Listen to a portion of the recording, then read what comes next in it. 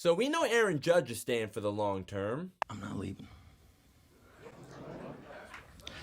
I'm not leaving. I'm not leaving!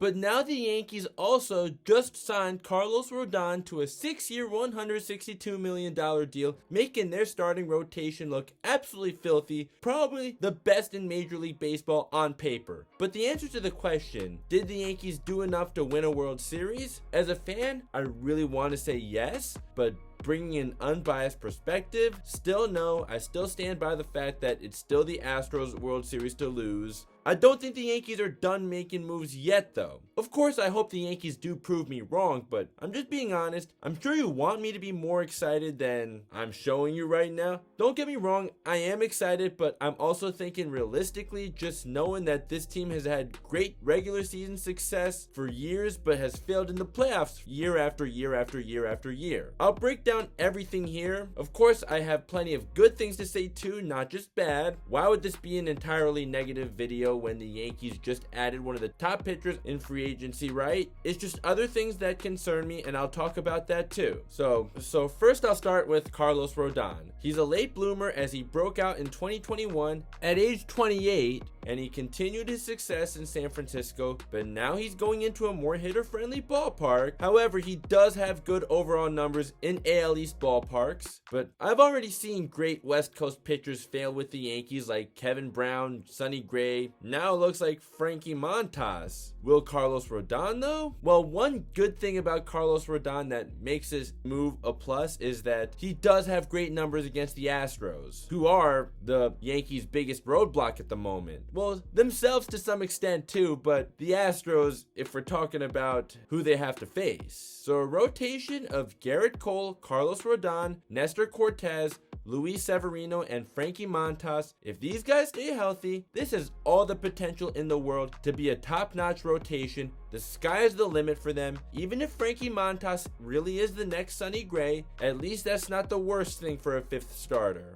Of course, I have to talk about Aaron Judge too, since he's not leaving. If he left, obviously I would not be making this video, as it would be time for an all-out rebuild. We can at least not be crazy enough to think that he'll repeat what he did in 2022, in 2023, or in following years, right? He has been healthy the last 2 years though, and hopefully he continues to be healthy now that he's getting paid all that money now. Yes, there's some long-term risk, but he's getting paid a ton. Yes, there is some long-term risk because he's getting paid a ton until he's 39 years old, but in the short term, this absolutely needed to happen in order for the Yankees to compete. AL MVP, great at both the plate and defensively in right field, and a capable center fielder. The Yankees are doomed without him. Defensively, hey, the Yankees did win the inaugural Team Gold Glove Award, and Jose Trevino, the saving grace after making that trade with the Twins, winning a Platinum Gold Glove. In 2021, the Yankees were one of the worst defensive teams in the league, and they did a complete 180 in 2022. At least that is a strength for the team, except when IKF is just throwing the ball away. But as much as I can't stand him, at least he does have range. Unfortunately, Anthony Rizzo is not the Gold Glove first baseman he used to be, and DJ LeMahieu has some health problems, which I'll talk about later. But Aaron Judge, as great as he is at the plate, hitting 62 home runs and hitting over 300 in the process of that, he's amazing defensively too. In right field, he can play center field when called upon.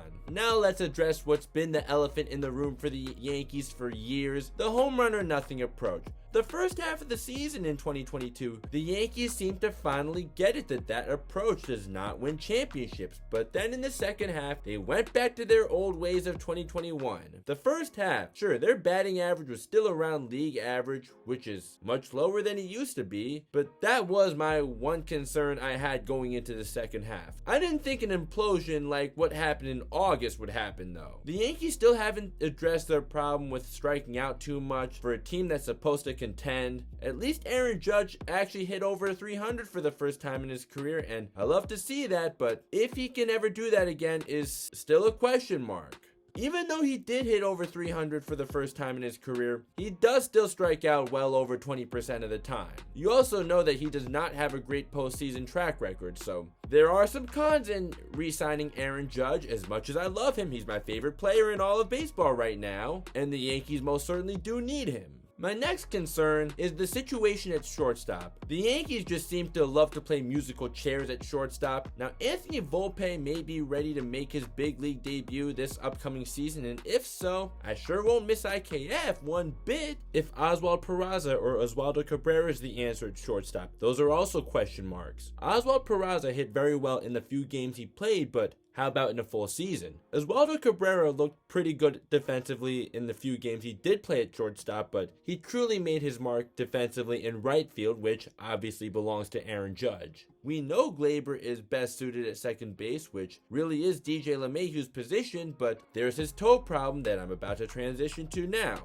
I, like many other Yankee fans, was absolutely pumped when he re-signed. That's not looking good now because of his health. I won't hate the guy because I never had the impression that he doesn't care anymore because he got paid. If anything, he had every reason to ask for more money at the time he got his payday, but he didn't. Just unfortunately, he can't stay healthy now. When he is healthy, he is everything the Yankees need in their lineup, both for his defense, particularly at second base, and also as a leadoff hitter. It's just his health that's becoming a really big concern now. That brings me to my next point. Andrew Benintendi was supposed to be the Yankees' second leadoff hitter, but from the left side, he never lived up to that, as he took some time to settle in. When he finally looked like he might settle in, he got hurt, and now with the signing of Carlos Rodon, I knew Andrew Benintendi wasn't staying, and now he's going to the White Sox. Yes, you need pitching, a lot. You can never undervalue pitching. However, you obviously need to put runs on the board too, and have a good balance of lefties and righties. It does matter. The Yankees misused Andrew Benintendi anyways by batting him sixth and just constantly shuffling his spot in the lineup, when it should have just been common sense that he should be either hitting leadoff or batting second right before Aaron Judge. Obviously, lefty-righty balance is not end-all be-all, as you don't want to bring back Brett Gardner a year removed from the game or keep Aaron Hicks just because he's a switch hitter out of desperation. Obviously, sticking with Luke Voit over Greg Bird was the right call until Voit couldn't stay healthy either, but a balance of lefties and righties does matter. Just look at any championship team for the last several years. They all have some lefty bats in their lineup. At least Oswaldo Cabrera is still around, and he's a switch hitter. And in the 44 games he played in 2022, he was an above average player, but of course, we would like for him to be better than just above average going forward. I won't be so hard on him now though, because he was still only a 23-year-old rookie in 2022.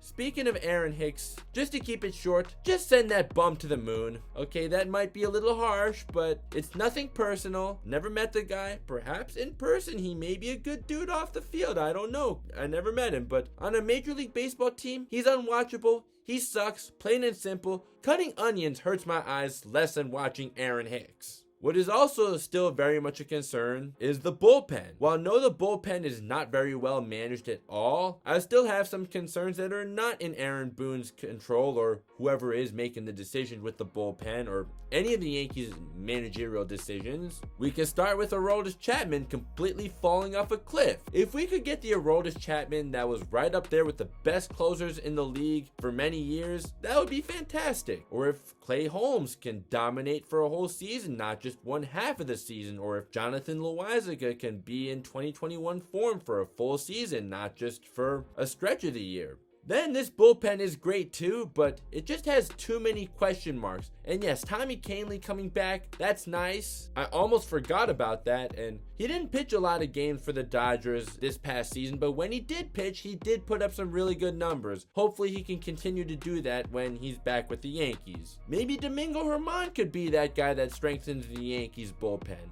That would be nice to have happen too, but just right now the bullpen does have some question marks. The Yankees do have some other good arms in that bullpen, like Ron Marinaccio and Michael King. Michael King was at least really good when he was healthy, but his health is yet another question mark in this bullpen. And there's also Chad Green if the Yankees don't overuse him. If any of those guys can be the closer though, again, another question mark.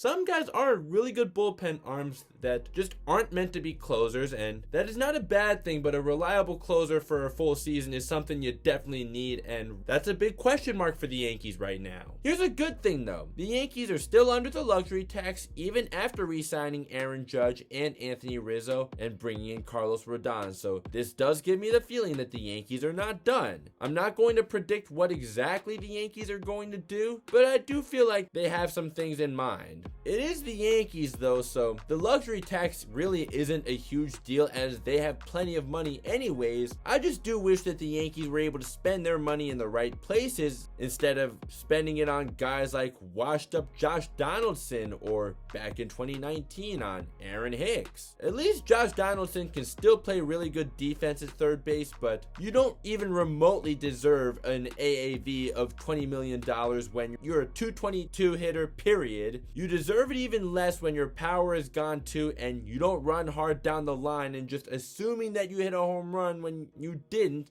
Something that Josh Donaldson has done more than a few times this year, and I certainly don't like it. I don't think most, if not any Yankee fans like it. Hopefully Aaron Boone can become a competent manager. I'm sure that's going to be asking for too much. Hopefully he can learn to accept blame rather than blaming Harrison Bader when he failed to communicate with him by not telling him he's leading off. That tells me he's not only a bad manager but also a narcissist. Also, please trust your ace to get out of jams. Garrett Cole is getting paid all that money to be your ace, so treat him like he's an ace and trust him in those big spots like what you didn't trust him in Game 3 of the ALCS. Go to your closer and not just in an emergency situation, unlike what you did against the Guardians in the ALDS. In the playoffs, don't manage for tomorrow. Manage for today and worry about tomorrow. Also, please find a lineup that works and stick with it instead of playing musical chairs or picking out of a hat to make your lineups. How do you expect these guys to have a rhythm when you set your lineups the way you do, just shuffling them around a lot?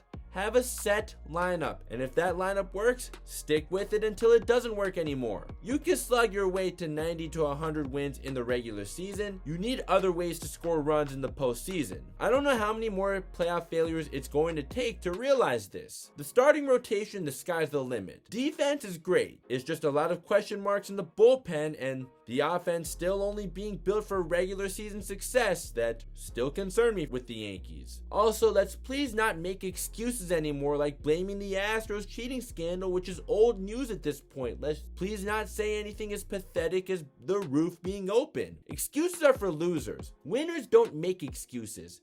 Winners learn from their mistakes and hold themselves accountable. Hopefully Brian Cashman can realize that when he's wrong, he's wrong. Hopefully these moves that he made were the right moves, but if not, just say it, man. Everyone knows you lost a trade with the Twins and you were better off just dumping Gary Sanchez for nothing rather than bringing in Josh Donaldson's awful contract while giving up Gio Urshela and then bring in Jose Trevino. But nope, in your mind, you're always right. Re-signing Aaron Judge, at least for now, is great, and bringing in Carlos Rodon does make this rotation lethal, but you also did shoot yourself in the foot by having Josh Donaldson's contract on this team and Aaron Hicks still having another 3 years left on his contract. There's also Aroldis Chapman's contract that's another obstacle for this team, but to be fair to the Aroldis Chapman contract, he was still very much elite at the time that he was given that contract. Aaron Hicks and Josh Donaldson though, and unfortunately these contracts are going to be really tough to be able to trick someone into taking on those contracts. Alright, maybe this is the wrong time to be critical of Brian Cashman, not just for the fact that he brought in Carlos Rodon, but also for keeping his promise to Aaron Judge that he will get him more help to convince him to stay. I do have this feeling that he and Hal Steinbrenner finally get it, that what they've been doing before will not beat the Astros whether they're cheating or not. However, I'm still not quite convinced yet that the Yankees will get past the Astros this time around. Some of the moves in the past are still there to haunt the Yankees to some extent. Again though, hopefully this ages terribly. If you guys come back to this in November of next year and want to rub it in that this aged poorly, good, I'm happy. I'm already 29, so they already blew their chances of winning a World Series at any time in my 20s. I just pray that it happens before I turn 40. Baseball gods, if you're there, can you please make it happen? Is this too much to ask for? I pray that it's not. Amen.